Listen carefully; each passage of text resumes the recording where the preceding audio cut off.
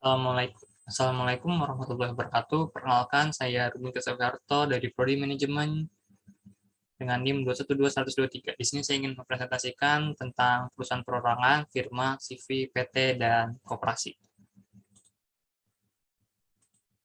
Perusahaan perorangan adalah perusahaan yang hanya dimiliki oleh satu orang. Perusahaan perorangan juga biasa digunakan oleh pengusaha kecil dan pengusaha menengah. Perusahaan perorangan juga bisa diartikan seorang yang memiliki kendali penuh terhadap perusahaan atau bisnis tersebut. Ciri-ciri dari perusahaan perorangan ialah: satu, usaha hanya dimiliki oleh satu orang. Dua, bentuk pengelolaan perusahaannya sangat sederhana. Tiga, modal yang dikeluarkan untuk membangun perusahaan tidak terlalu banyak. Empat, kelangsungan bisnis tergantung pemiliknya sendiri. Lima, nilai penjualannya juga nilai tambah yang diproduksi relatif lebih kecil. Firma. Firma adalah suatu bentuk persekutuan antara dua orang atau lebih untuk menjalankan badan usaha di bawah suatu nama yang digunakan bersama. Firma terdiri dari anggota minimal sebanyak dua orang dan setiap anggota firma memiliki tanggung jawab penuh atas badan usaha ini. Kelebihan dan kekurangan firma: kelebihannya ialah: satu, prosedur pendiriannya mudah. Dua, modal perusahaan yang relatif besar dengan adanya gabungan modal dari anggotanya. Tiga, keputusan firma didasarkan dari pertimbangan seluruh anggota. Empat, semua pemilik modal aktif ikut mengolah perusahaan. Lima, adanya pembagian kerja sehingga kemampuan manajemen firma lebih efisien dan efektif. Kekurangan dari firma ialah semua anggota firma bertanggung jawab pada utang perusahaan. Kerugian firma ditanggung bersama oleh semua anggota, termasuk jika diperlukan penggunaan kekayaan pribadi untuk menutupi kerugian.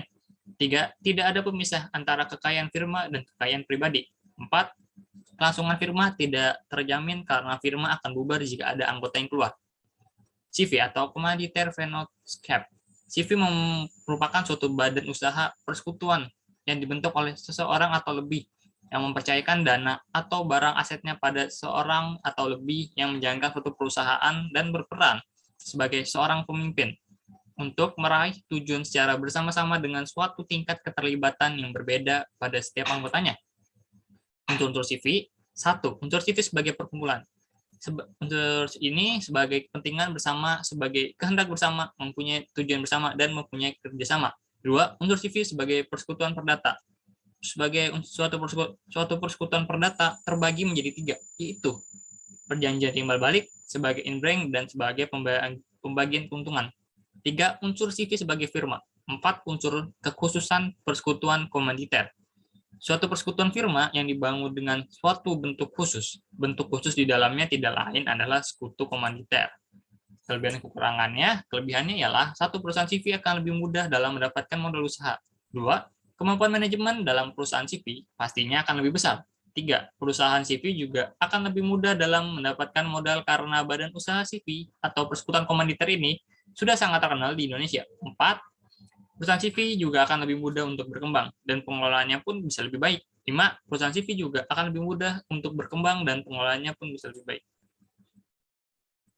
Kekurangan CV ialah: satu, setiap anggota aktif yang ada pada perusahaan CV mempunyai tanggung jawab yang tidak terbatas. Dua, tidak menentunya kelangsungan hidup pada perusahaan CV. Tiga, sulitnya menarik modal atau dana yang sudah disetorkan. Perusahaan perseorangan terbatas atau PT. Pengertian PT ialah suatu unit atau badan usaha berbadan hukum yang mana modalnya terkumpul dari berbagai saham dan setiap pemilik memiliki bagian dari banyaknya lembar saham yang dimiliki oleh masing-masing investor. PT juga dapat diartikan suatu bentuk usaha yang melakukan kegiatan perkumpulan modal atau saham dengan kemampuan pengatur saham yang baik, yang mana para pemilik saham di dalamnya memiliki tanggung jawab sesuai dengan banyaknya saham yang dimiliki. Ciri-ciri PT ialah: satu, PT didirikan untuk mencari keuntungan. Dua, PT mempunyai fungsi komersial dan juga fungsi ekonomi. Tiga, modal perusahaan PT didapat dari lembar saham yang dijual dan obligasi. Empat, perusahaan PT tidak memperoleh fasilitas apapun dari negara. Lima, RUPS atau Rapat Umum Pemegang Saham akan menentukan kekuasaan tertinggi PT.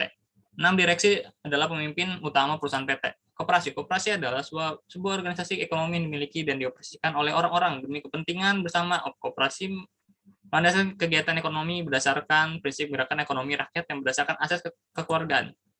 Prinsip koperasi: keanggotaan bersifat sukarela dan terbuka. Pengelolaan dilakukan secara demokrasi. Pembagian SAU dilakukan secara adil sesuai dengan jasa usaha masing-masing anggota. Pemberian balas jasa yang terbatas terhadap modal. Kemandirian, pendidikan perkoperasian, kerjasama antar koperasi. Tujuan koperasi membangun memperbaiki taraf maupun ekonomi para anggotanya serta masyarakat sekitar. membantu pemerintah mewujudkan kehidupan masyarakat yang adil dan makmur, meningkatkan tatanan perekonomian di Indonesia. Sekian dari saya, mohon maaf jika ada kekurangan. Wassalamualaikum warahmatullahi wabarakatuh.